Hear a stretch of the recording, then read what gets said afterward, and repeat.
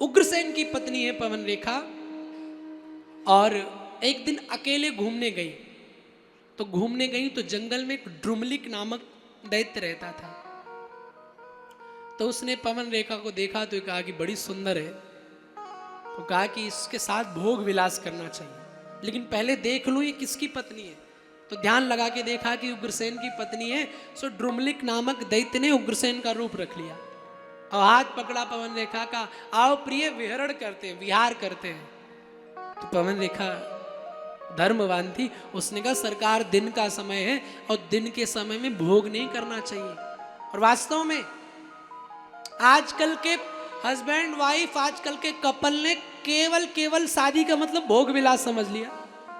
कभी दिन में कुछ ना एकादशी देखी, ना अमावस्या देखी, ना पूर्णिमा देखी, हर समय भोग विलासता में लगे पड़े। अभी हम कथा करने गए थे एक जगह, तो ये भोपाल की घटना है। तो एक ने कहा कि महाराज आज आपको घुमा देते हैं वीआईपी रोड। मैंने कहा चलो। घूमने गया तो देखा कि छोरा छोरी बाइक पे ऐसे चपक के घूमते जा रहे हैं। ये कौन से प्रेम का प्रदर्शन कर रहे हो? हा? सरकार को कायदा ऐसा नियम लाना चाहिए कि ये सारी चीजें बंद होनी चाहिए। खुद का कैरेक्टर तो खराब कर रहे हो, साथ में भोली भोली बहन बेटियां उनका भी कैरेक्टर बदना खराब कर रहे हो आप। ऐसा दृश्य देखेंगे तो क्या जीवन में आएगा? वो प्रेम का मतलब वही मान लिया उन्होंने, सिर्फ वही काम क्रीड़ा को प्रेम मान बैठे। जब जानवरों की तरह न स्थान देखा न धर्म देखा, भोग विलास करना शुरू कर दिया।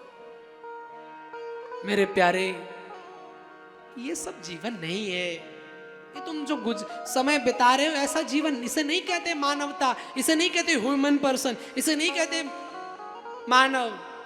हर चीज को नियम में रख करके जिया जाए वो मानव है। जिसके अंदर मानवता है वो मानव है। पवन रेखा ने कहा सरकार तो दिन का समय, बोले नहीं नहीं पति की आज्ञा मानो। ड्रुमलिक नामक दैत्य ने पवन रेखा के साथ में छल करके सहवास किया, फिर अपने वेश में आ गया। और जैसे वेश में आया पवन रेखा रुदन करने लगी, हजारों गालियां दी। पवन रेखा से कहा जा चिंता मत करे, तेरे संतान होगी। पवन रेखा चुपचाप आई, पति से भी नहीं बताया क्या कर सकती है। और 10 महीने हो गए। 10 महीने के बाद कंस का जन्म मथुरा में हुआ। जैसे कंस का जन्म हुआ, राजा तो प्रसन्न हो गए कि पुत्र घर में हुआ। पंडितों को बुलाया, हाँ भाई पुत्र कैसा? बोले सरकार ये पुत्र नहीं कुपुत्र है, बड़ा होगा तो आपको जेल में पहले ही डालेगा।